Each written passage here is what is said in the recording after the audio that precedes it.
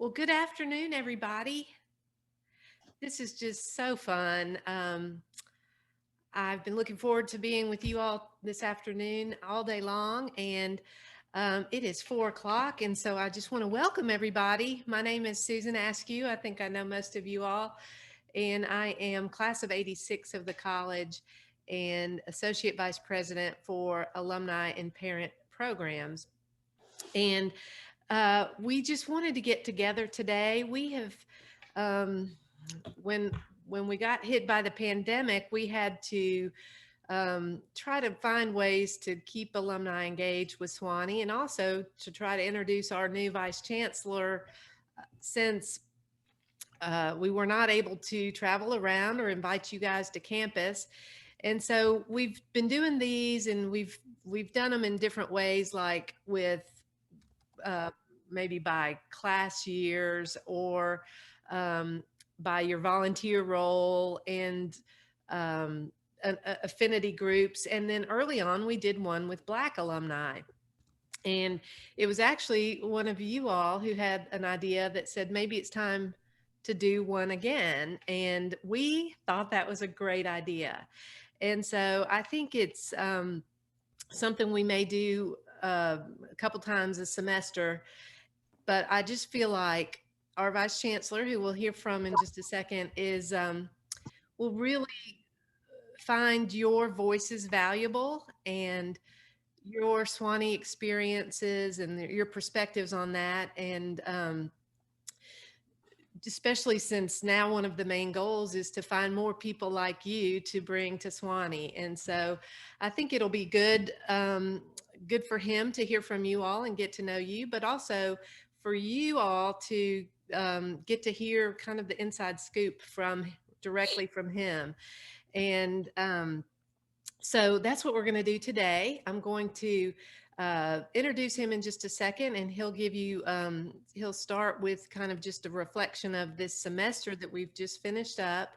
And then I'll ask him a few questions. And then what's going to be fun is, given the size of this group, we will be able to take your questions and you can ask them directly to him. And so when we get to that point, I'll instruct you how we can do that. But he will be happy to answer any questions you have, and I can't wait to begin the conversation. So I am now going to turn it over to our 17th Vice Chancellor, Reuben Brigety. Thank you very much, Susan, and good afternoon, everybody. In the spirit of the ancestors, let us all extend honor and greeting to the senior amongst us, Judge Nathaniel Owens, the very first African-American undergraduate from the University of the South. Your Honor, it's a pleasure to see you all on screen. Thank you very much. Pleasure to be here. It's a pleasure to be here. Thank you, sir.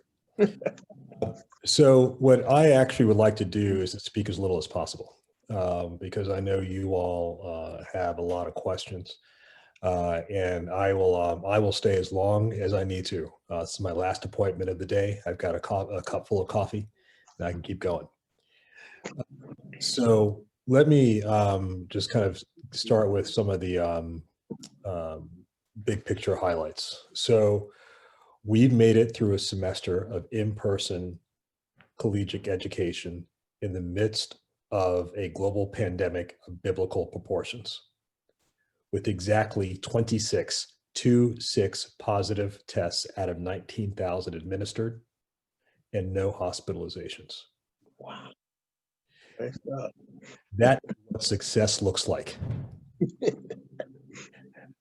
And it's been extraordinary. It is a huge reflection of how hard this team worked, how the majority of our students stepped up to the plate. And it is something that I'm convinced will go down in the annals of this university as one of its finest moments. Was without some grumbling. There's some people that weren't happy with a few things, and that's all right. A large part of my job is managing discontent, but we made it through. And crucially, it has given us a pathway to be able to return students back here on February 1st with a pathway to completing another semester through commencement. You know, I would always say to our students here, because we had all these, you know, public health protocols, got to wear a mask, got to watch your distance, you know, limit on parties, whatever. I was like, look, let me tell you all something. If I have to evacuate this mountain because you all are not doing the right thing, two things are going to happen. One, we're not coming back until there's a vaccine. And two, you're going to spend the rest of your college career in your parents' basement next to your Barbie dolls and your Hot Wheels tracks. So y'all need to do what's necessary. And to their great credit, the overwhelming majority of them did it. And here we are. So that's good news. The challenging news is that this is not over. Not only is it not over, we're about to go through the worst part of this before a vaccine is broadly available. We are hopeful that we will be able to return to as close to normal as possible by the fall, depending on the spread of the vaccine and what we learn about its efficacy in the real world. But this is going to present some harder choices for us coming into the spring semester. Some of you may heard that we made a tough decision with regard to how we're going to be approaching athletics this spring. Let me tell you why. First of all, it is not true that Sewanee is the only school in the conference that voted not to have athletics. It is factually inaccurate. It's just wrong. We did not break consensus, and we voted with all of our other peers to compete. But we had an honest but fundamental disagreement with our peers about what is necessary to keep everybody safe in the context of intercollegiate competition during the worst of this pandemic. And we insisted that all athletes and all athletic staff had to wear masks during competition, with the exception of the swimmers, because, well, obviously. And we are the only school in the conference that insisted on that. Now, with respect, as we listen to people like Dr. Redfield, who's the director of the Center for Disease Control, and Dr. Anthony Fauci, both of whom have said that the next 3 months are going to be the worst 3 months in the history of American public health, and who are begging Americans to wear masks. The president-elect has already indicated that he's going to call for a national voluntary mask protocol for the first 100 days. And asking people to avoid congregating in close proximity indoors this winter. It simply did not make sense to us that you could ask people to play sports like basketball and volleyball in close proximity, unmasked, indoors, in the worst of the pandemic, and expect it not to spread. And even if you assume that, as some of other colleges did, well, you know, for example, Berry College told us, well, they had a couple of hundred, you know, positive diagnoses. That is, people that they know are positive, that were tested positive. Doesn't include asymptomatic people they never tested. So they had a couple hundred and they worked through it. And we respect that. That cannot be us. It literally cannot be us. There are exactly 25 ICU beds within a 50-mile radius of where I'm sitting right now. We cannot allow the virus to take hold on this mountain. And so what we said instead was, we will happily invite, we're going to play home games only because we can control the environment here at home. All competitors will have to mask when they're here. We will pay for the travel for anybody who wants to come, because we're not going to be spending those travel dollars for ourselves anyway, so we may as well invite them to come here. We will pay for testing. We will pay for accommodations. We'll pay for food. And we'll see who takes us up on it. And if we don't have a full schedule from in-conference play, we'll invite other teams outside of our conference to come and play us in the various teams. And we'll see how it goes. I frankly don't know yet who's going to take us up on that. But frankly, neither do I know whether or not our conference peers are going to be able to make it more than a month in competition. If I were a betting man and had to place odds at Vegas, this is being recorded, my bad. One might reasonably expect that is a challenging proposition in the context of the environment that we find ourselves. At any rate, you know, one of the things that I say all the time, my team hears me say this, and you will hear me say this now. When I have to make a decision, it isn't because I'm 100% certain that I'm right, but because I know for certain that I'm accountable. And I am not accountable to the NCAA. I'm not accountable to the SAA. I'm not accountable to any other university. I'm accountable both as vice chancellor and mayor for keeping everybody safe. And so that's the reason we've taken the approach that we had. It's come with some flack. Likely will come with more, but that's what I get paid to do. So it's all good. You may know that my father is a physician, and you may not know he was an obstetrician. And I remember something he told me when I was 7 years old, never forgotten. He's like, any fool can deliver a baby when things are normal. I get paid for when things go wrong. And that's kind of how I see my job. So, yeah, I talked a lot of other stuff, but whatever. Why don't we just kind of go to, and happy to take your questions. Great, thank you. Yeah, so as y'all are thinking about your questions, there's 40 plus of you guys, almost 50 people. So if you have a question, if you'll put it in the chat, and so I'll have a kind of a, rhyme or reason to who will go next, and I'll just call on you. But while you're thinking of your questions and just enter them in the chat, I just wanted to start you off thinking of things by asking our Vice Chancellor to share some things since the last meeting with you all.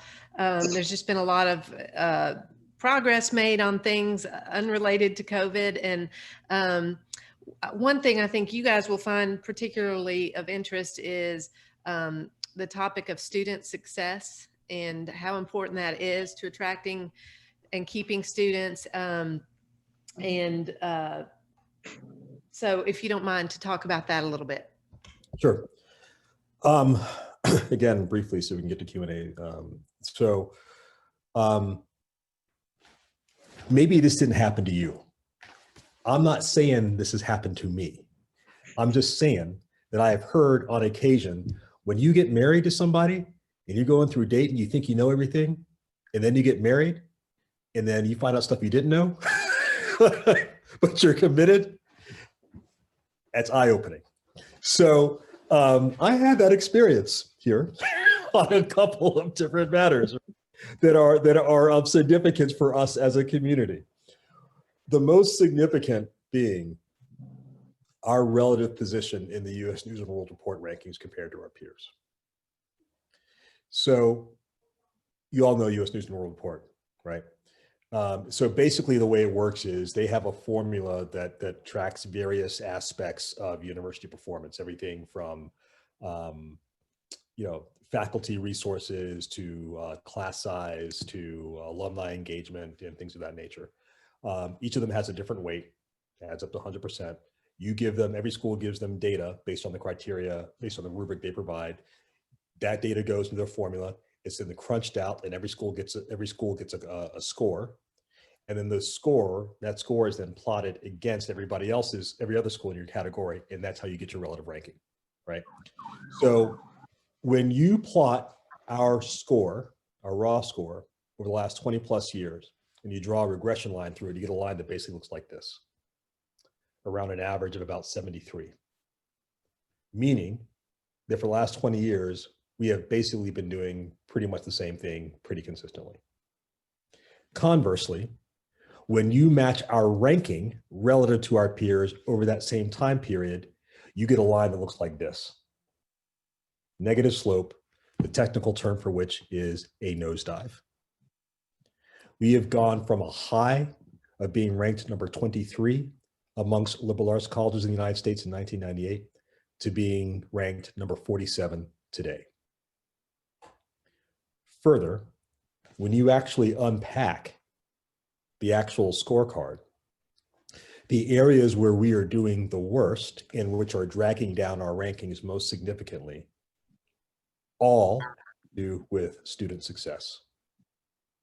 That is the caliber of our entering freshman classes, our first and second year retention rates, and our 6-year graduation rates.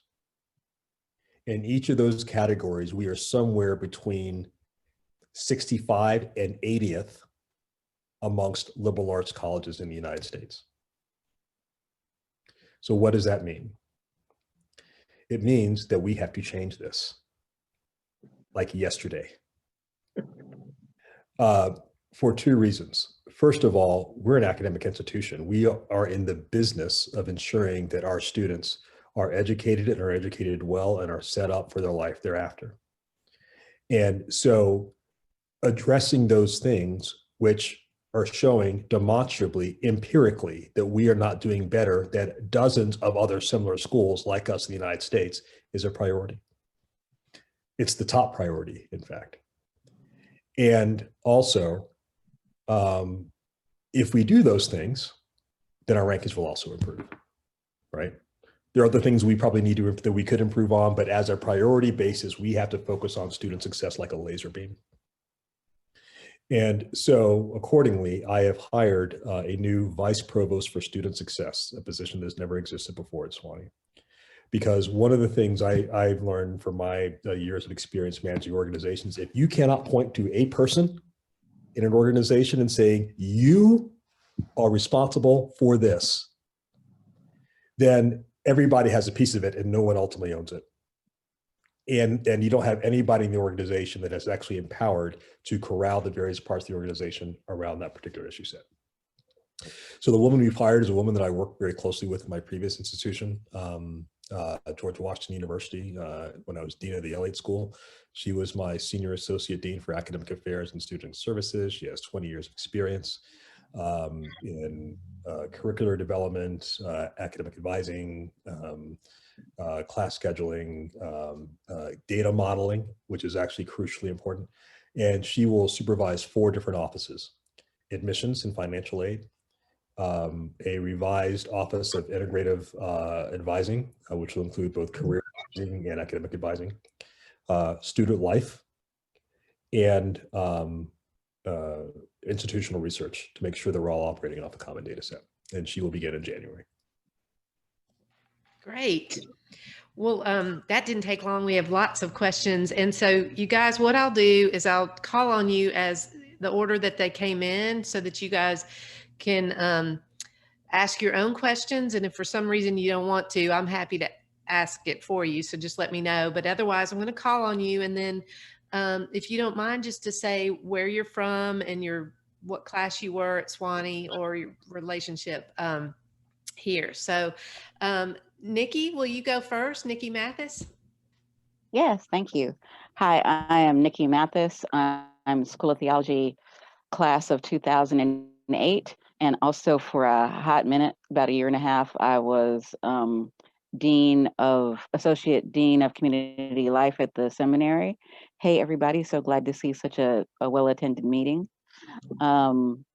Just wanted to check in. And I was also I lost the word.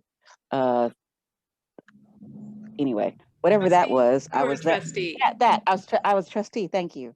I was a trustee when our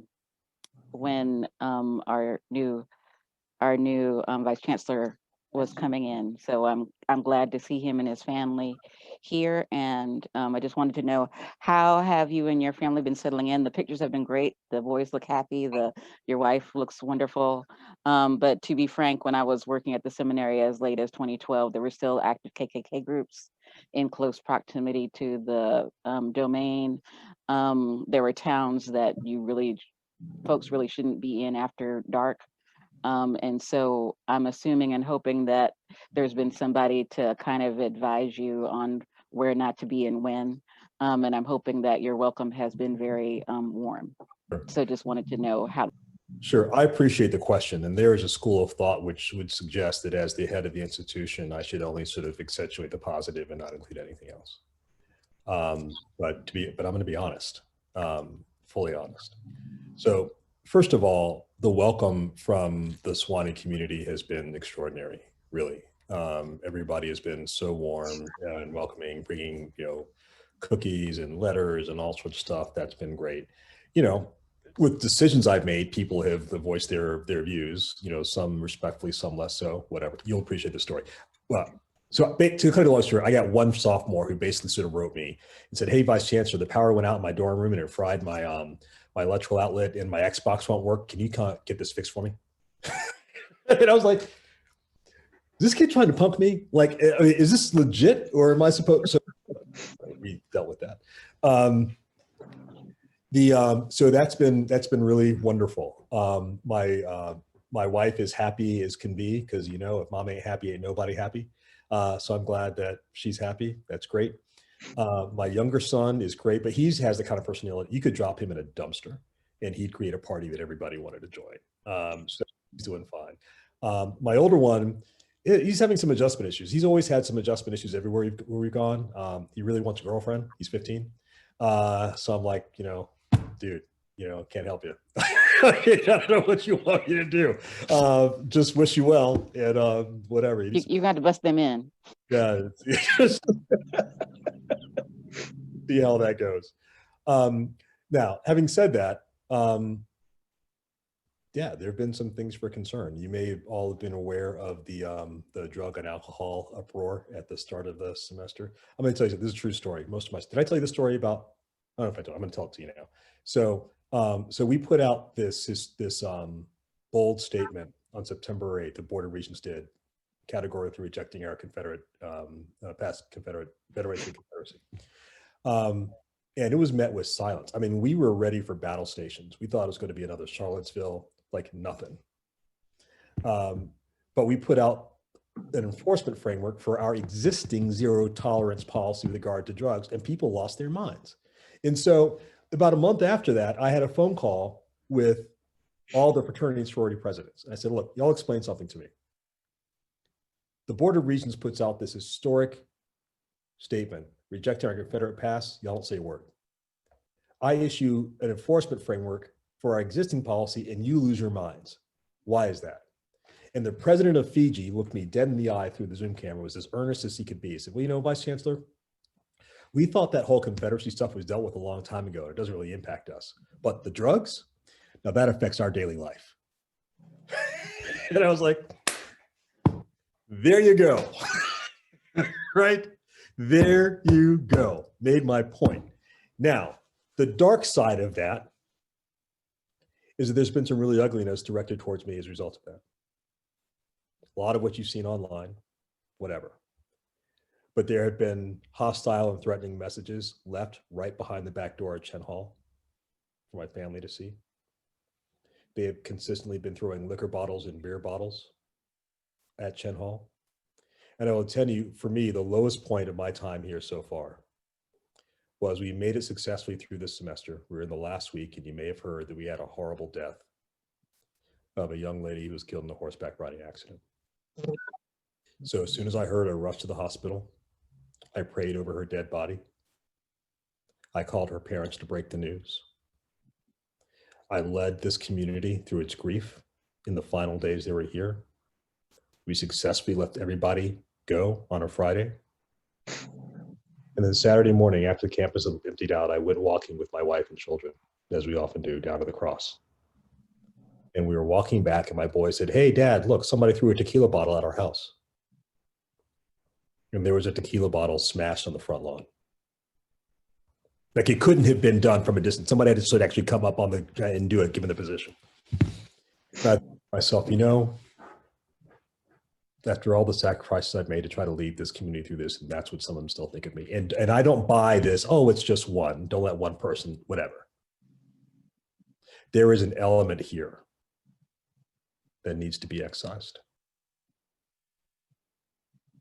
Now, having said that, I will tell you, since we're all family, that the only overt racist attack I have gotten since I've been here came from one of your fellow Black alumni. I don't even remember the gentleman's name, I can find it. But on Instagram, as you know, I have an active Instagram feed. And when the president of the United States was hospitalized with COVID, I did the Christian thing and said, simply one line, I wish the president of the United States a speedy recovery. And one of your number, publicly, in his own names from Washington, D.C., said, y'all, this is what straight out coonery looks like. For those of you who may not be familiar with that term, the younger amongst you, coonery is to demonstrate such subservience and obsequiousness to, as a Black person, to white people, as to degrade oneself and humiliate oneself. I didn't take it well. Beyond that, everything's been great. Great. Well, thank you. Thank you.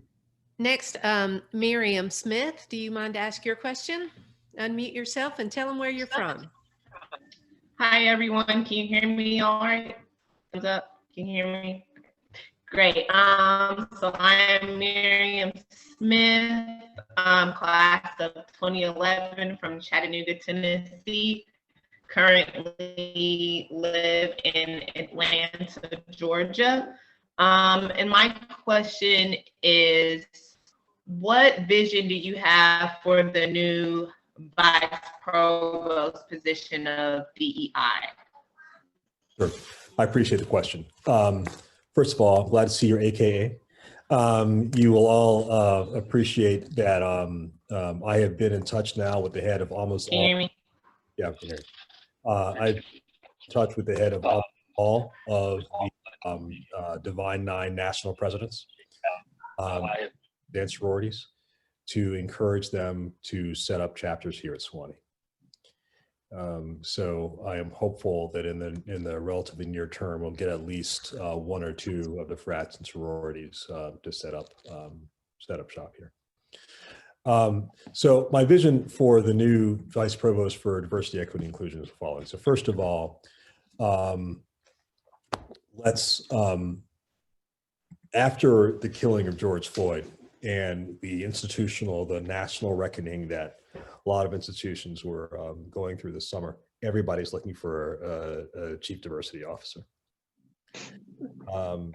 Because there are a lot of institutions that recognize that they thought they had this right, or they thought they were moving at a reasonable pace, and they're not. And so for us, remember I told you kind of open the books once you get married, and you're like, well, we got to set some things right. There are three priority things that we have to do immediately. Now, the first, as I mentioned, is a focus on student success. The second is a focus on diversity, equity, inclusion. I'll get back to that in a second. And the third is the development of alternative sources of revenue besides undergraduate tuition. So here's why. If you're not in higher education, you may not know what I'm about to tell you, but basically, people stopped having babies at the same rate in 2008 during the financial crisis. And so as a result of that, higher education across the United States is facing what's often called the demographic cliff, because that group of babies will turn 18 in 2026. And that cohort of 18-year-olds, which is the college starting population, will be about 20% smaller than the cohort of 18-year-olds before them. And that trend line is expected to continue for the foreseeable future. And so what will happen is, on a national basis, the national pool of 18-year-olds available to go to college will be at least 20% smaller, sometimes more, depending on type of school or wherever else. And it will be historically the most diverse in American history by ethnicity. And so the other fact to put into this is that 50 years after Judge Owens graduated from Sewanee. By the way, Judge Owens, I'm gonna tell you something. I say this all the time. It's part of my stump speech, but I want you to hear it for myself. I tell people that Judge Nathaniel Owens graduated from Sewanee from the University of South in 1970, a year after Neil Armstrong landed on the moon. For as long as humanity has been staring into the cosmos, it was easier to put a human on the lunar surface than it was for a son of Africa to matriculate through the gates of the University of the South. Another fact that we recently learned through the Roberson Project is that while Judge Owens was the first African-American graduate, he was not the first, African-American undergraduate. That was a man named Calvin Williams.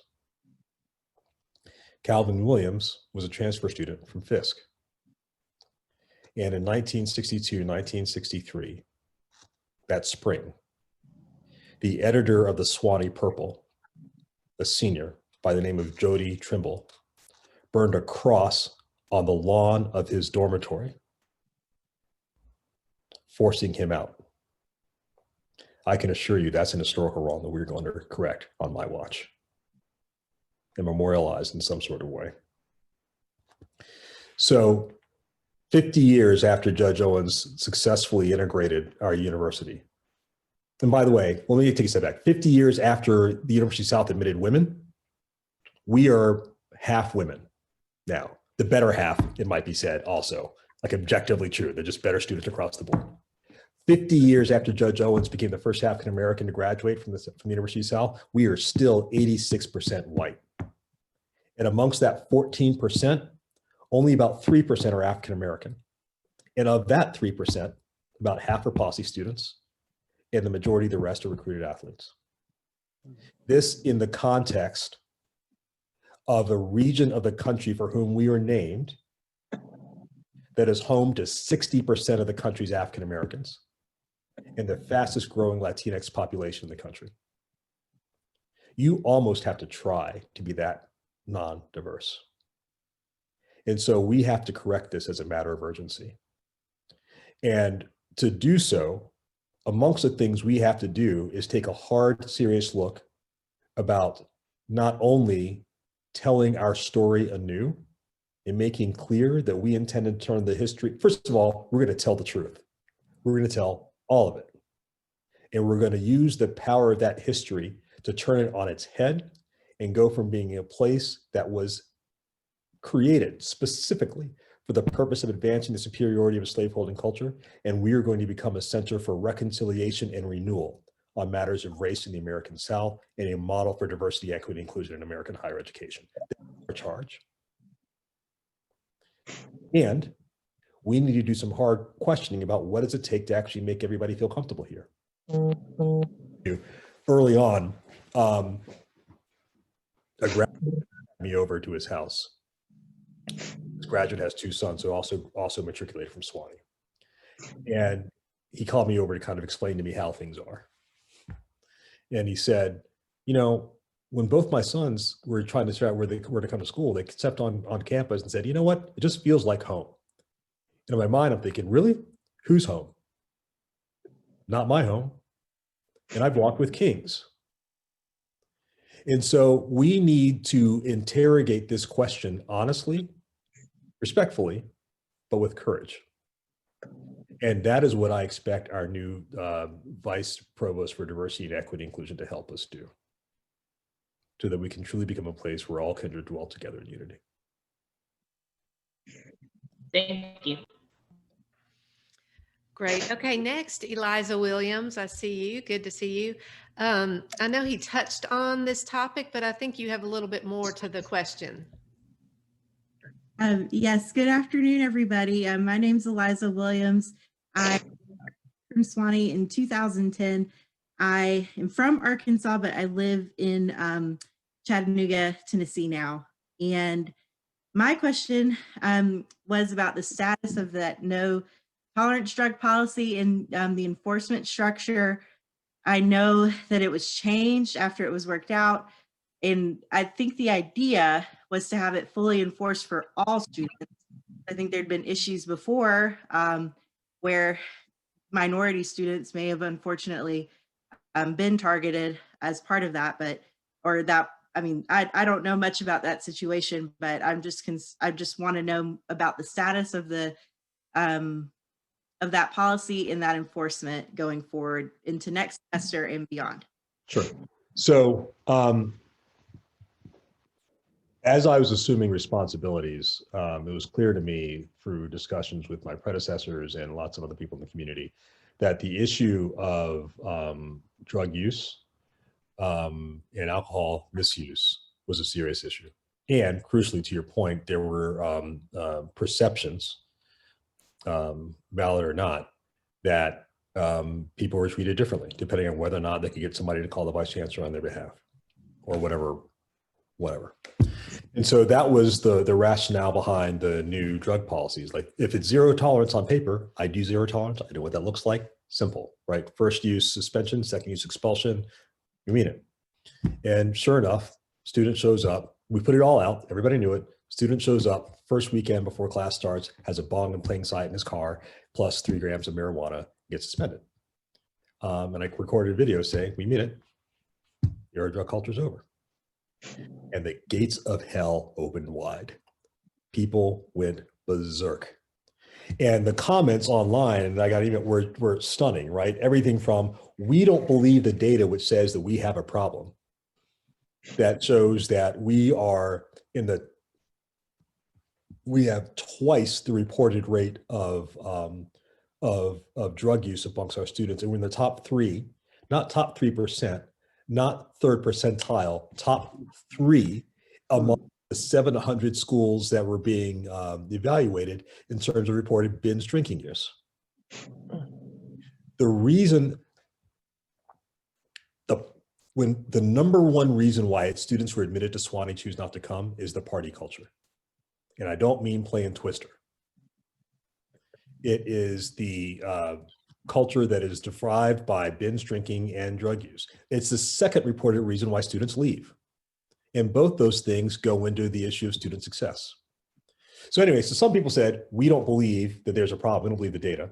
Then there are those who said, well, zero tolerance is just the wrong approach, either because it's, it's unchristian, Jesus would want us to forgive. Never mind what Jesus would want you to do about snorting Adderall, but whatever, right? That we, or it disproportionately affects Black students. Oh, my favorite was this. Because zero tolerance disproportionately affects Black students, and we already have a problem with diversity, how can we possibly expect to attract Black students if we tell them they cannot use drugs here? Honest to God. Oh my goodness. You don't want them anyway. 2, of course we use drugs. Of course we drink to excess. We're college students. That's what we do. And if you take that away from us, you're going to be destroying all that is great and good about Sewanee. So after a couple of days, it was clear to me that we did not have a public consensus on this issue. And so we said, fine, tell you what, moratorium on all this. And so we have a community-wide discussion to suggest a framework going forward. So for most of the semester, you could be 18 years old, drinking martini and smoke a giant joint on the steps of All Saints Chapel, and the university as such would not do anything to you. But you are in the state of Tennessee. The laws of the state of Tennessee apply to you. There is no carve out for the domain. So you want to be grown? Tell it to the judge. Your Honor, I was just there drinking prune juice out of a sippy cup. I have no idea what all these people are doing, right? Fine, that's between you and the law. And as a result, we had a number of students who were cited for a variety of reasons. And so where we are right now is that we have constituted something called the ACAN, or the Advisory Committee on Alcohol and Narcotics, which is now. And is meant to present a proposed framework to the Board of Regents by February about how we should address this issue going forward. And as I told them, in my charge to them, just 4 simple boundaries, guidelines for your work. The first is whatever you come up with has to be comply with all local, state, and federal laws. Seems simple enough, you'd be surprised, right? That's basic. Right. Number 2 is whatever you come up with has to have a educational component. Number 3, whatever you come up with has to be clearly understandable to the casual observer.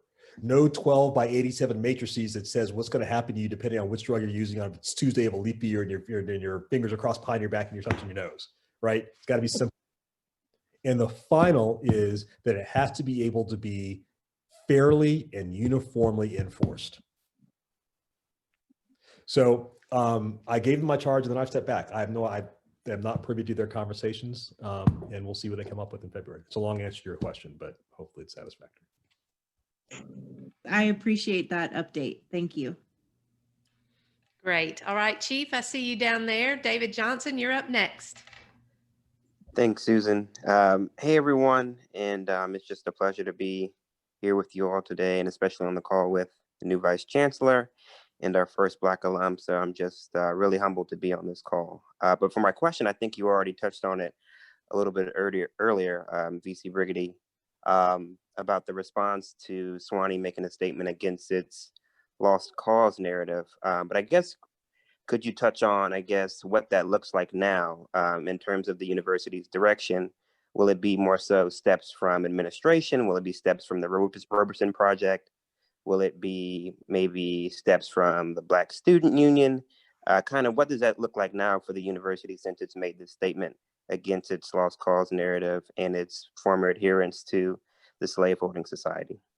Yeah, sure. I'd say a few things. So first of all, I don't know if you all have seen it, but the Nashville Tennessean had a front page story about us on this whole issue set over the course of the weekend. It is now in front of the paywall, and my understanding is it's going to go up on our university Facebook page probably tomorrow morning. So I'd encourage you to take a look at it and read it.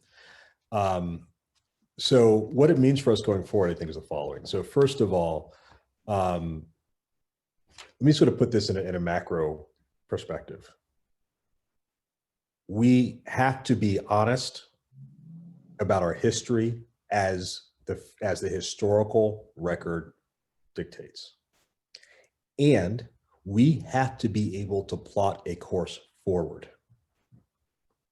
It is not enough for us to say, well, fine, now we can finally say what all y'all have been doing to us for all these years.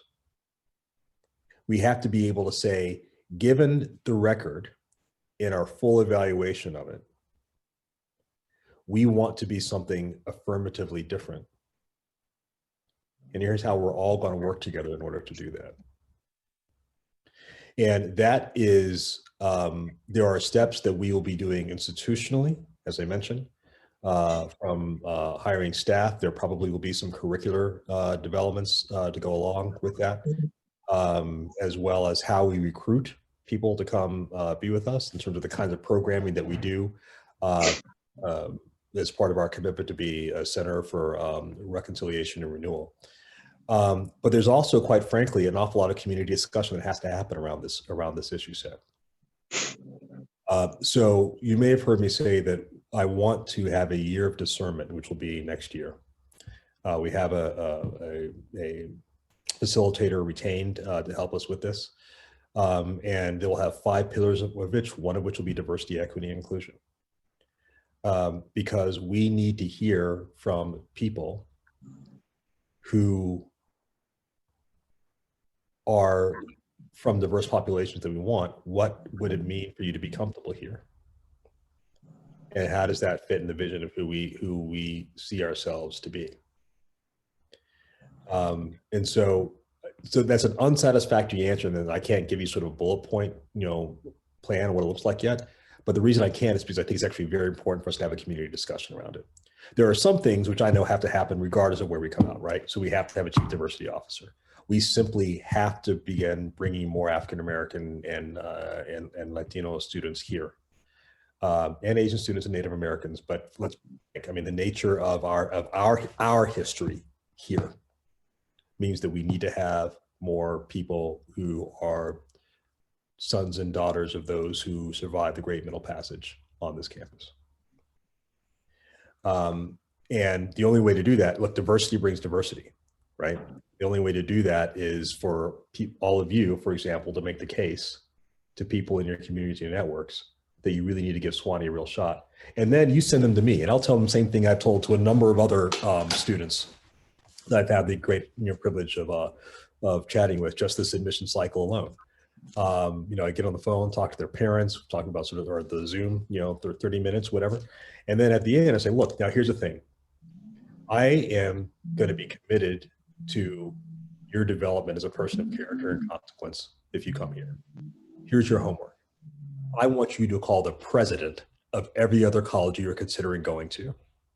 Ask for 30 minutes with the president, not with an admissions counselor, not with a student ambassador, not with an alum, with the president, and see if you can get that same promise extracted from her or from him, and you see what happens. And based on that, you make a decision about where you want to be. And that's not just talk, I mean it. I have done it elsewhere, and I absolutely intend to do it here. Great, thank you for that. Next is a question about mental health, and your name is so beautiful to see it, and I'm afraid I'm going to butcher it, but Mackay Williams? Hi, it's Mikey, actually. It's like the boy's name, Mikey. I'm Mikey Williams, and I'm actually from Memphis, Tennessee. And I was at Sewanee for just a year, I think, a year and a half. But anyway, it was 93. And actually, my family is of multi-ethnic descent. And so what made it a wonderful place for me to be at Sewanee was that I could connect to people of African heritage and Asian heritage and white heritage. I was able to do all of those things. So that was always very important to me. But I do have a question about mental health. There's a lot of stressors. We talk a lot about the alcohol and drug problems, and sometimes kids are reaching out to those things because of stress. And I wanted to know, there are colleges like Emory and Rhodes that are using compassionate campus models. They're also incorporating concepts such as mindfulness and meditation to their curriculum so that they can help kids to deal with the typical stressors of school. And now we have a pandemic. I was wondering if Sewanee is open to doing things like that. Well, let me address that question in multiple ways. So first of all, short answer is yes. We hired an additional counselor on site for our University Health Services this year. The person that is going to be taking over as Dean of Students was the head of our University Counseling Services, Nicole Nossinger-Fraser. She's a trained licensed psychologist. She's superb. She and her colleagues have helped develop something we call the flourishing model, which is help young people who are here understand the series of options there are to help them make positive choices with regard to all aspects of their life here, physical, mental, relationship, et cetera. And I suspect that you're going to see some other curricular and other innovations as well that will actually help our folks actually discuss in small groups how to make these sorts of healthy choices, particularly as it relates to substances and whatnot. Now, having said that, and I'm a huge believer in the provision of mental health services. We did have issues previously with wait times at our counseling services. Those are gone. Any person who needs emergent mental health services can be seen same day now, and usually doesn't need to wait more than a few days to have a regularly scheduled appointment. And we have options for counseling both in person and also through telemedicine, which is the increasing state of the art. Having said that, let me also tell you my philosophy on this. I was born during the day, but not yesterday. And I know that young people are going to push boundaries in all sorts of ways. It is our job as an institution to set the boundaries and to hold them. There are people here that are hardened, sophisticated drug users and drug traffickers. This notion that all of our students are innocent naifs traipsing naively through the woods, untouched and unsullied by the sins of the world, who somehow trip over a bag of cocaine and somehow magically become addicted is simply not accurate. And so we need to find a balance between understanding the typical late adolescent, which is what these college students are, late adolescent desire to push boundaries, a compassionate approach to those who have serious substance abuse issues or developing them, addressing, to your point, some of the core underlying issues which may lead some people to engage in that kind of destructive behavior, and saying that I'm not going to tolerate having pushers of hard drugs on this campus. I'm not. No one has been able to make a compelling argument to me why we should have people here who are pushing MDMA or cocaine or Adderall or heroin or anything else. How does that help us? It doesn't. And so we have to do it all, is what I'm saying. And I am confident, particularly with the work going forward with the ACAN and others, that we will come up with over time an approach that makes sense in order to ensure that our students can flourish. Great. All right. Bruce Manuel, you're next on the list. Good afternoon, Vice Chancellor. My question, I want to go back to the original, we were talking about, you answered a question about, you talked about that element here in the area that had perpetrated the vandalism against Chin Hall. We moved in there. I guess I wasn't clear, and I wanted to find out, do you suspect whether these acts were mainly, perpetrated by students, or do you have any, or do you suspect or know of any that was coming from the community? And that's my question. The hostile messages almost certainly were from students, given the nature of the messages. We don't know definitively whether or not the vandalism as related to the liquor bottles was done by students or by others in the community. But we are taking measures to be able to identify anybody should that kind of thing happen again. Okay, the next question is from Helen Winana. Hi, hello, good evening. My name is Helen. I'm from Houston, Texas, by way of East Africa and South Africa. And my question is, I was interested to know if the university has plans for establishing a fellowship office and appropriate support for students who are seeking graduate or continuing education, particularly as a part of maybe the plan to sort of attract excellent candidates to be students at the university. Sure. Thanks, Helen. Always good to see you. We don't have, so far as I know, plans to have established a graduate fellowship office per se. Having said that, we are currently working on a proposal. It's not quite ready for prime time yet, so I don't want to talk about it too much, but that hopefully we'll be able to talk about shortly. That will be a gold-studded package for the best students to encourage them to come, that will give them all kinds of really fantastic benefits to support their not only their scholarship, but their collective life here. And that in so doing will also prepare them to compete for elite graduate fellowships. So just watch the space. It's coming. Okay, I'm going to go to Donald Davis next.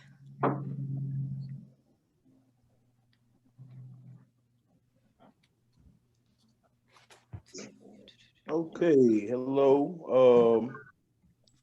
Hello, everybody. Let me ask you. My question is regarding technology. I'm class of 2004, and technology was not very popular when I was a student.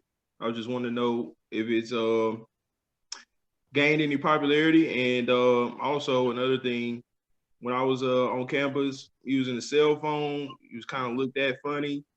So today, if I was to walk into the cafeteria, would I see a ton of students on their phones? How is social media, as the Sewanee bubble, still holding when it comes to technology?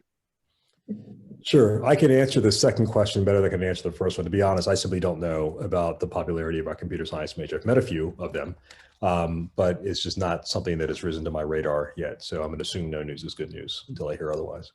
With regard to technology, broadly speaking, in cell phones, I will tell you one of the first battles I had to fight was building the cell phone tower so that finally we could get Verizon access. And things have been negotiated for almost a decade. And it's coming. It is in process. It will be up and operational by June. So that's good. So yeah, you see lots of people with their cell phones doing stuff all the time. And it's so much so, quite frankly, that the cyberspace is an environment that, quite frankly, I had this conversation with my team this past week. We simply have to be much better at in terms of being proactive. because whether it's Instagram or Twitter, only, these kids' grandparents are on Facebook anymore. They're not. We have to be proactive in pushing our message and, quite frankly, countering messages that are out there, because it creates an echo chamber of an impression of what's happening. And then that tends to have all kinds of other impacts for how people choose to behave or choose to, engage the university absent that. And so I'm hopeful that we'll be able to develop a mechanism to be much more forward-leaning in our engagement in cyberspace with the community and beyond. Okay, Jamel, can you hear me? You're next. Hey, so my name is Jamel Clark. I'm class of 2003. Currently live in Louisville. I'm a pediatrician there. My question is sort of about institutional advancement. We mentioned trying to do things to increase the retention rate and the graduation rate. What are some of the sort of specific proposals that you guys have to do that? Is it going to be like strengthening first-year programs? Will there be bridge type programs to help students who might come from backgrounds that have prepared them less than others? Yeah, it's a great question. So the first step is we've hired somebody whose job it is to help figure that out. As I said before, if one person is not responsible, then ultimately nobody is. And let me kind of give you an example with how that works in direct answer to your question. So we have kind of pockets of data in all around campus in various offices. But there's no one whose job it is to both standardize it and make sure we're all operating from the same song sheet. So, for example, if we want to improve our 2-year retention rate, right, there's actually some data suggests that there are just people who are coming from certain zip codes who tend to do better here at Sewanee than others. We don't know why, because we haven't integrated that data. If you wanted to take a look at our conduct data, right, there is a reasonable supposition that students who are admitted in the bottom quintile of the class stay in the bottom quintile of the class, and also tend to be people who are associated in conduct issues. Now, we don't know why that is. We don't know if there is a certain element who basically are, because that data is not cross-referenced with say our financial aid data. So we don't know if these are the same people who are full pay. They're basically like, look, I'm paying for this A or paying for the C, so whatever, right? I'm here for the Sewanee Country Club until I'm done. Or if it's the opposite, right? If it's people who are not as well prepared academically and who struggle academically in the context of their struggles, get into other sorts of conduct issues. So we, and as a physician, you'll appreciate this. The first instance is to actually kind of figure out what is the data telling us so that we can actually have targeted strategic interventions to move the needle on this. I've also said retention and graduation starts with who you're bringing in, all things being equal. And so I've told our admissions team this year, I want you to prioritize 2 things. I want you to prioritize academic quality amongst the class, and I want you to prioritize underrepresented minorities. Everything else is negotiable, to include the amount of students who are full pay. Because while dollars are fungible, students are not. One is not the same as the other. And not only can students make individual choices which are harmful to them, but there comes a point where the summation of individual choices comes to define our collective identity. And so within the boundaries of young people being young people and doing things that they wouldn't do when they're 40, whatever, right? We still want to be able to kind of bound those sorts of choices in ways that not only impact them positively, but also impact the institution positively. And that begins with who you're letting in and why. And so that's a long way of saying that starting this semester, we are going to start with a process to really utilize first-rate data analytics, combined with a much more retail approach to understanding the individual needs of our students, to both attract them and retain them. Great. The next question is from Inez. Hey, good afternoon, everybody. I'm Inez Anders, class of 2010. From Jackson, Mississippi originally, but I currently live in Sacramento, California. My question could sound like a follow-up or something similar. Basically wondering like what is being done or what conversations are being had about reducing the achievement gap that Black students have when they enter campus compared to their peers. And then are there any plans to increase either academic support or learning support on campus, especially for those first and second years? Sure. So with regard to the second question, one of the things that will happen when Dr. Stevenson comes and assumes responsibilities is that you will see a rethink and a reboot of our advising operation, so that we understand better how to support those students that may be having challenges academically. What I've kind of started to say to folks to explain why we're making some of these moves is that Sewanee is a place with great hardware, but we need to refresh and update our software. Meaning that the data is telling us that we've been very good at doing the same thing pretty well for a long period of time, even as our peers have passed us by, and even as some of these problems have persisted. Now, the good news is that, generations of people right up and including my predecessor have done amazing work to build the physical plant, to engage our alumni. We have a very good alumni engagement rate in terms of support, institutional support, to build a first-rate faculty, et cetera.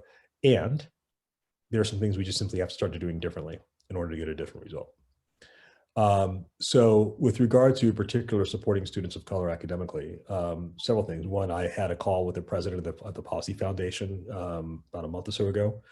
I told her I want more posses from not just from DC, but from across the South, from Atlanta, Memphis, Miami, wherever, right? Because our posse ought to reflect our folks who are here. Now, so let me get real again with you all, right? So when you're building an entering class, there are kind of like two metrics, two axes you're looking at. One is academic quality, low to high, and the other is financial need, high, low to high, right? So what you really want is somebody who is here, right? High academic quality, low financial need, right? That's what every college in the country wants. What you want less of are people that are here, low academic quality, high academic need. And we are trying to sort of overlay ethnicity on top of that. The idea that you could find minority students and Black students in particular who are here, that is high performing, low academic need. You know what they call you? Unicorns. That is the term of art in the industry. They don't exist. And in fact, at Sewanee, for many years, they called them purple unicorns. And so when they briefed me on that, you can imagine I was none too pleased. I was like, look, I was a unicorn. Everybody in my family is a unicorn. And I don't mean because I don't have any brothers or sisters. I mean all of my cousins, aunts, uncles, whatever. There are a lot of really good students of color, Black students in this case, who are coming from solid middle-class families and above. They're just not coming here. Yeah. In large numbers, right? Why would that be? One, because they're following the same legacy routes that students here at Sewanee have followed, right? If you're second or third or fourth generation University of South, guess what? They're going to be second or third generation Howard, Spelman, Fisk, Hampton, wherever else.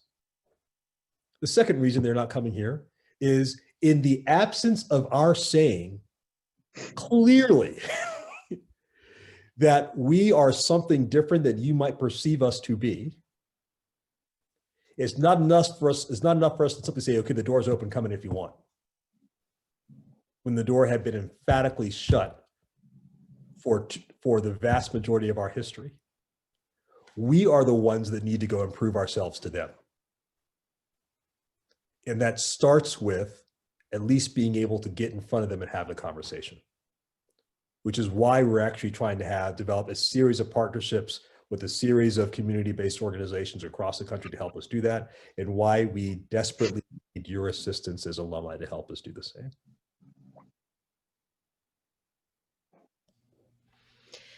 Great. I have a question from Amber Singleton, who is driving and she can't ask it, but I think Jonathan Brown has almost the identical question. So I'm going to let Jonathan ask it. Yeah. Hi, my name is Brown. I'm class of 2018. Silver Spring, Maryland, where I'm originally from, but now I live in Chattanooga and I'm here.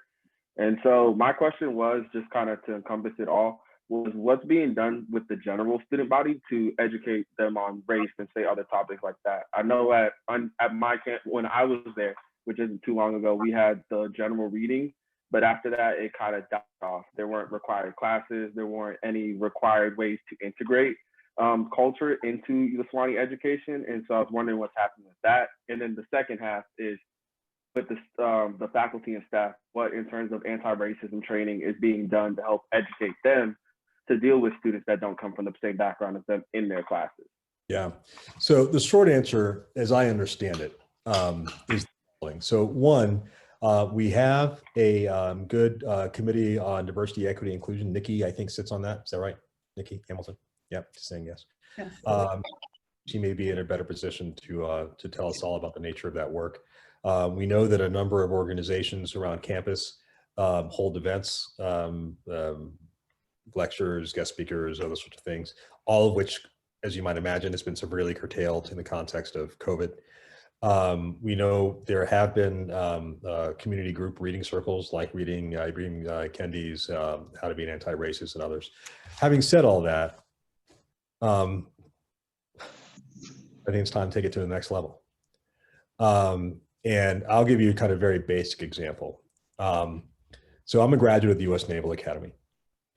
And everybody at the Naval Academy, regardless of what you majored in, whether you're majoring in mechanical engineering or English, everybody their first semester had to take a course in naval history, right? Because you're wearing the uniform. So you can't wear the uniform and not know about Jutland or Midway or whatever, or Iwo Jima or whatever else, right? And the significant conversion from steam to sail to steam, whatever. And it seems to me that it would be in order for us, if not to have a required course, then at least have a survey of courses with a required generation, with a generation requirement to pick something from some of these, to be able to level set everybody who comes here, whether you're a native Southerner or not, about the history and culture of this region through empirical base. This is a true story. Honest to God, most of my stories are true. This is a true story. I think I may have mentioned this last time, but if I didn't, remind me. Stop me if I told you this before. So my first month here in the job, I got a call from an alum, class of 1974. Who said, Vice Chancellor, I just want to we had a common friend in DC. He's like, I just want to make sure that you're going to make sure all views at Sewanee are aired and listened to. And I said to him, like, I don't understand what that means. Like Coke versus Pepsi? Like what? What do you mean by that? And he said, I mean, like on slavery, like all this race stuff. He said, everybody knows that slavery was bad, but not all slaves were treated badly. And slavery, it was a necessary evil. I was like, well, it was evil, but wasn't necessary. He said, well, slavery, it was a business decision. And in business, you have to make tough decisions. And so I took a moment to read him cornerstone speech, which was delivered by the Vice President of the Confederacy at the time in 1862, who made crystal clear that the reason for the war was not a disagreement on trade policy for it was not a sense of dishonor. It wasn't, a disagreement on federalist constitutional policy. It was to preserve the God-ordained order of the races, starting with the institution of slavery, period. Now, why do I tell you that story? Because 160 years after the fact, that question is still debated. right? Which leads to all sorts of other, it is debated despite the empirical record. And so it seems to me that if we are going to be the University of the South, we ought to be about the business of having a common, or at least a common data set, and then a spirited series of discussions to understand and interpret the history of this region, so that again we can affirmatively plot a path going forward, not only for us, but for the New South. As I said multiple times, we can be the University of the Old South or the University of the New South, but we cannot do both. We can embrace the Confederacy or we can embrace the future, but we cannot do both. We have to choose. And we choose the future. We choose to be leaders of the New South. And that, I believe, is the power of our story. Great. Asia has a question that we had planned to share this information. And she is asking about an update on the 55 years of Black alumni celebration. And there's several of the committee members who we've been working for months and have had to adjust plans. And so I wanted to ask Shalankus Brown, he's also on our alumni executive board, and he's serving on the planning committee for the celebration weekend, if he would just kind of give you a quick update on what the latest is for that celebration weekend. Thanks, Susan. Can y'all hear me? Yep. First, I want to start by asking my law partner, Judge Nathaniel Owens, to forgive me, and we'll be having a meeting tomorrow morning on a very hot case that he and I have together. As far as the 55th anniversary, it's scheduled for February 26th, the last weekend in February. Due to COVID, we've had to shuffle basically everything, and we were supposed to have this celebration this fall. We moved it to February. Now it's looking like we will not be able to attend in person. And so what we've been working on here lately is transitioning the celebration to some sort of virtual celebration. We've got a list of events, panels, meet and greets, everything that we can kind of do virtually, similar to what we're doing now, talks. We're doing a lot of work with the Robeson Project, highlighting various alumni first throughout academics, athletics, staff, administration. We've got various subcommittees focusing on women and their history at the university, international students, Black international students.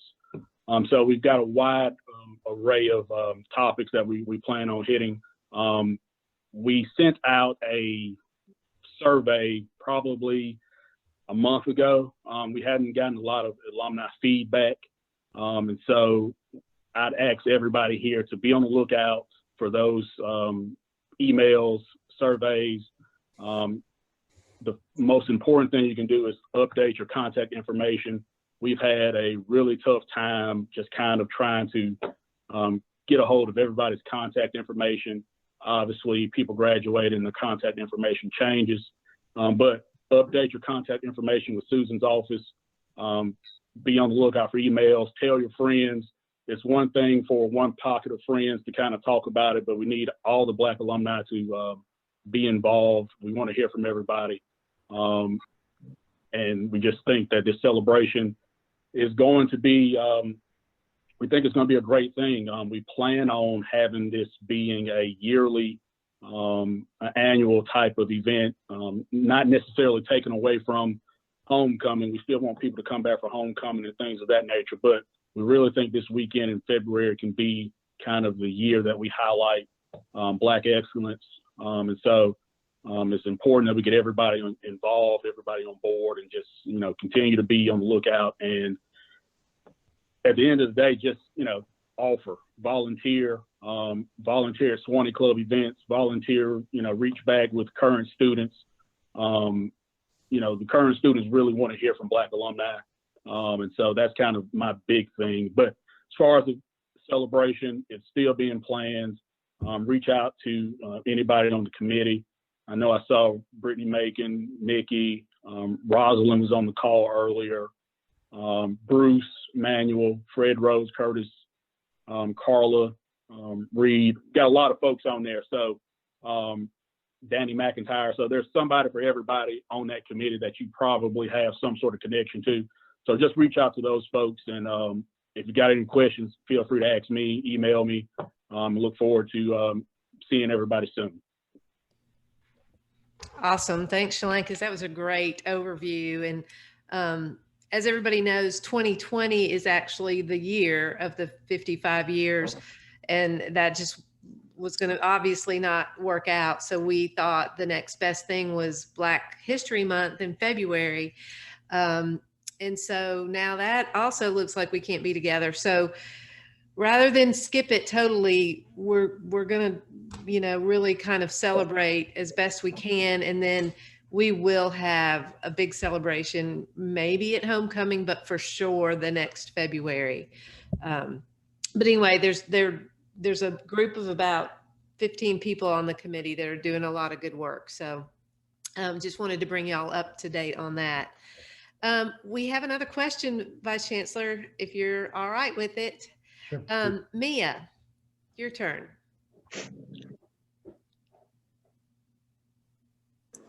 Hello, I am Mia McDowell, 2015 graduate of the School of Theology. And Reverend Deborah Jackson and I have been discussing how many Black females have graduated from the School of Theology. And we think that maybe 6, somewhere between 5 or 6, and 5 of us. And I am trying to change that by mentioning my experience at Sewanee at the School of Theology, because there are ideas out there of what it might be like to attend the School of Theology at the University of the South. And it's different for the 5 of us than it is for some of the male students of color. But I would like to know how you intend to work with the School of Theology, because it's, from my understanding, the history has been a part of Sewanee almost since the beginning, and just interested in hearing what you think you may do. And I also wanted to say, I was very concerned when I found out that you were elected, because there was no way in my mind that Sewanee would ever be ready for a Black Vice Chancellor. And that has been on my mind since you came. So I'm glad. I've almost forgot about the Zoom call, but I had to come and see you face to face and hear your experiences, because brother, I've been worried about you. I'm being for real. I've been worried, very concerned. Don't worry about it. Pray for it. It is good to hear that it hasn't been as bad as I thought it was going to be. But I will be honest, I was very suspicious of how do we go from Dr. McCardle to Dr. Brigety in the span of some months. So if you could talk a little bit about how that happened. Not saying it's a bad thing. For me, I just didn't believe it, to be honest with you, because I didn't think Sewanee was at the place where they would want to accept and welcome a person of color with the academics you have into that system. So that being said, don't take too long, but those are the 2 things that I have questions about. Sure. Oh, thank you, Reverend. I'm going to take at least as long an answering the question as you did to ask it. Fair, because it's a big question. First of all, let me just say that Reuben Brigety couldn't be Vice Chancellor had not John McCarkle been Vice Chancellor. He is an extraordinary man who, as a native Southerner himself, also obviously from a different Southern tradition than my own, but who nevertheless is absolutely committed to bridging what W.E.B. Du Bois famously called the color line, well over a century ago. And so he got Sewanee ready, frankly, in my view. Now, having said that, when I was dean at the Elliott School, I was completing my 5th year, and I was being approached for a variety of other senior executive leadership positions, president and CEO jobs. Sewanee came along, and as a Southerner, I'd heard of Sewanee, I'd never been here, but the first question I asked a recruiter was, are they ready for a Black president? Because if they're not ready, I'm not coming. He said, no, we think they're ready. Then the second question I asked them was, are you just trying to diversify your candidate pool? Because if you're just looking for a token, I'm not coming either, because I am quite confident in my professional record. Thank you very much. They said, no, we think you're qualified. And so in the context of the actual process which preceded the search process, the competitive search process which proceeded from there, I felt like I kind of got it. I got Sewanee. You know, I'm a Southerner. I did my degrees in Cambridge. I understood that nature of that linkage. I'm an outdoorsman as well. I understand liberal arts education, given the school that I was responsible for leading. And I'm an equestrian as well. So when I saw the equestrian center, I'm like, sold. That's it. Coming. But look, I'm going to be straight up with you. I mean, I was nervous as well. I mean, I did the drive down here in June 17th in the heat of the Black Lives Matter protesting with my truck full of all my stuff. And I wore a covert bulletproof vest underneath it. Because you just did, I mean, driving through southern rural Virginia, and so you just don't know. I was not armed, for the record, but I had, you know, a vest, because you just don't know. And so, and as I have to say, we've just been bowled over by the warm welcome we've gotten from everybody. And I don't mean the people who just know that I'm vice chancellor. The lady at McDonald's calls me sweetie. Don't tell my wife that I go to McDonald's that much that she knows who I am, but you know what I'm saying, right? You know, everybody just couldn't be more warm and welcoming. It's the people that are throwing liquor bottles at my house with my children inside that have me worried. And we will discuss that element. And so to the question of the School of Theology. So here's the other thing. I'm a Presbyterian, not Episcopalian. And the fact that I'm Presbyterian is at least as controversial as the fact that I'm Black and being vice chancellor. More so, probably. And so I was just on the phone with one of the regents today, and I said, look, I am dedicated to preeminence in all of our academic pursuits. I want a preeminent School of Theology. I don't know what that looks like, because I'm neither Episcopalian nor a theologian, but I'm committed to doing it. And Deborah, you'll be pleased to see this. First order of business is to get Hamilton Hall renovated, which will happen near term on my watch, guaranteed. Now, you know far better than I, you know, the challenges that the church faces, in terms of clergy and recruitment and whatnot. So I am, quite frankly, as I told everybody, I'm open to be tutored about what we think collectively that looks like, and you tell me where I need to sort of place my political capital. I am very fortunate to have had a number of conversations with the presiding bishop. And I told him, Your Grace, I'm just going to follow in behind you. So any of these people give me any, you know, any guff about what I'm doing, I'm like, well, just tell, you know, Bishop said. And he said, fine, well, I'll just tell him Jesus said it. So we are good in that regard, and we'll continue to advance going forward. Yeah. Great. Okay, so we are wrapping up. I've got a question from Brandon, and then Kent had a question that I think is a good one to end on. So Brandon, do you mind to ask yours? Hey, pleasure meeting you virtually. Brandon RX Elan from Washington, D.C. My question was pertaining to if there were any plans for to pull funds from Black alumni to support Black students' endeavors and opportunities in a sustainable way. I think it'd be a valuable resource to tap into financial capital for those that's willing and able to donate. And I think that's a great way to build a bridge or to support students to move further than where we were able to go to? Yeah, it's a great question. I mean, the short and so the way I'll answer that question is that, you know, obviously one of the major jobs of a university president is raising money, and my predecessor, Dr. McCarnival, exceeded expectations and did an amazing job in having a very successful fundraising campaign.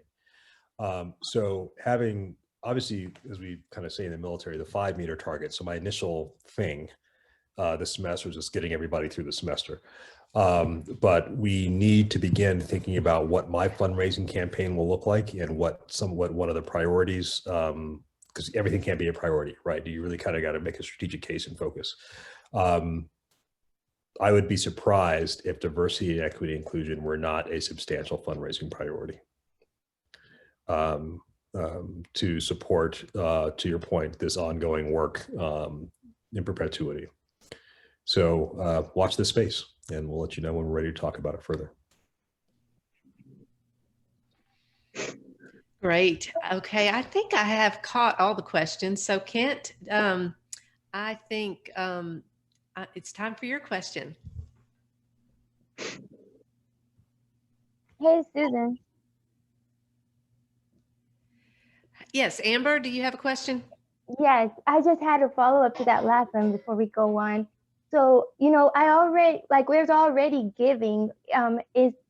Are we changing it so that we can designate our giving to a specific, is that what we're talking about? Like, you know, in terms of supporting current Black students and future Black students, are we going to be able to like specify that when we give through the regular portal? Short answer is we don't know yet. There are things to which you can designate already. For example, you could designate to athletics if you wanted to do that, right? You could designate to the arts if you wanted to do that.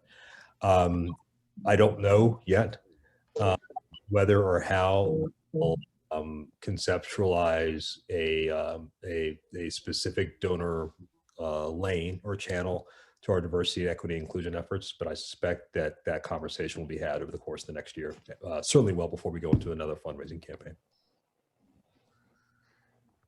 Okay, super. Thanks. Yep. Great, thank you, Amber. Okay, Kent, it's your turn. Okay, guys, I'm Ken Underwood. I'm class of 95. I'm in Birmingham, Alabama right now. It's great to see everyone on here. I know there are a couple of different factions. I know I'm in one or two, but I know there's some other ones out there. We probably need to combine all of those at some point in time. But in any case, Dr. Brigety, thank you for setting this up. Susan, I feel like I'm in church. I like to give honor to God, the deacons, the motherboard. But thank you guys for all taking time out. I know everybody's busy. I know COVID's crazy. Thanks, Susan, for getting this set up for us again so that it can be interactive. Thanks, Dr. Brigety, for taking your time out of your day to work with us. Judge Owens, hats off to you, you know, for being the general and being the first guy to matriculate from the university. My question is very simple, Dr. Brigety. What actionable steps can we do as an African-American alumni to try to help and support, retain, recruit students to the mountain? Yeah, off the top of my head, there are a couple of very easy ones. I mean, the first is any young person you know who's in the window, you know, 9th, 10th, 11th grade, tell them to look us up. And I will make you this. Oh, look at you, sweet. Oh, look at you, sweet girl. There you go. Hello. She's so sweet. I really wanted to have little girls, but I had 2 knuckleheads instead. But there you go. So the first instance is if there are young people that you think we ought to be considering, let us know. And I will tell you all right here. I will personally talk to anybody you suggest that would be a promising candidate for us. Promise. Susan will work with my office and the admissions office to get them on my calendar. We'll begin to have a conversation because we simply have to get in front of them and we have to let them know that this is a place where we value them and we want them. I would also respectfully request that you all get involved and participate on social media channels where this university is discussed. And I know that you're like, well, it's a wild world out there. I don't want anybody coming back at me, but I'm telling you, I feel like quarterback of the Detroit Lions, right? Without a without a front line to protect me. I need some folks out there who are blocking and tackling. Because as I say, an echo chamber gets created, and we need to be able, and if you ever need any information or whatever you're concerned, let us know. We'll happy to find you, but we need you to be champions out there for what it is that we're doing. Those are the two most important things right now. I mean, well, all the other sort of stuff with regard to kind of fundraising and curriculum development, all that kind of stuff, we will get to, particularly as we get on the other side of this COVID thing, which is consumed all of our attention. But the two immediate things are, we need you to help us find and recruit students. We will move mountains to engage them and to make them feel comfortable and to get them here if they're, regardless of what it is they want to do. And I need your public support. I need you all to get out there and not even just like to defend me per se, but kind of like to engage about kind of what it is that we're doing, generally speaking. I mean, I have to say this, honest to goodness, again, you know, the thing, you know, you kind of realize when you're married, I don't understand where all this bile toward the administration is coming from. Like as the administration, like writ large, right? Now, interestingly, when I talk with my other university presidents, they're all feeling the heat because of COVID right now, right? Everybody is frustrated and angry and whatever else. And they need a place to put it and that kind of job. But something just feels different here to me. And I don't know why or where it's coming from, but we have got to figure out how we're more respectful to each other. And somebody said to me, well, you know, Vice Chancellor, you can't sort of answer every crank or every sort of crazy person on Facebook. I'm like, these are not cranks. These are our people. They're our people. They're alums. They're students. They're parents. And so if EQB is going to mean anything, like we actually have to reset the standards. And I'm happy to engage and talk to anybody on anything as a matter of prudence to work on issues. But we have got to reset the standard for how respectful we are, so that we can actually, you know, create a positive, uplifting kind of stream of energy for us to confront the challenges that lay ahead of us. Does that answer your question?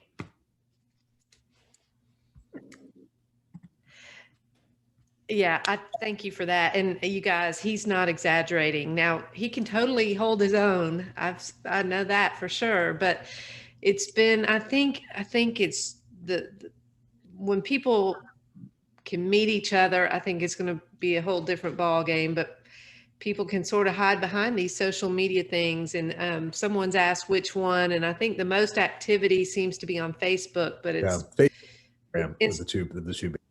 Instagram as well. But yeah, it was, you know, out of the gate, the drug policy, the parents with all the COVID restrictions and their students, this athletic thing, there's just been multiple things. And I just can't wait for people. I just think they're just going to fall in love with our new Vice Chancellor when they can actually meet. So, but anyway, you guys, it's been so fun to be together tonight like this, and it's fun to see your faces. And I think we'll look into doing this next semester a couple times too. I think it's just really valuable to hear the vibe from you all. So thanks for all you do, and you'll be hearing more about the 55-year celebration as we wrap up all those details, and a Black alumni network that will answer a lot of these questions with you guys wanting to help Sewanee. And that will be one way to do it. Helping students, helping find jobs, helping get students here, and helping fundraise. So you guys are the best, and I hope you have a very Merry Christmas. Vice Chancellor, I'm going to let you say the final word. Thank you all very much. So glad to be part of this family. God bless you all, and have a Merry Christmas and a joyful and safe holiday season. Take care.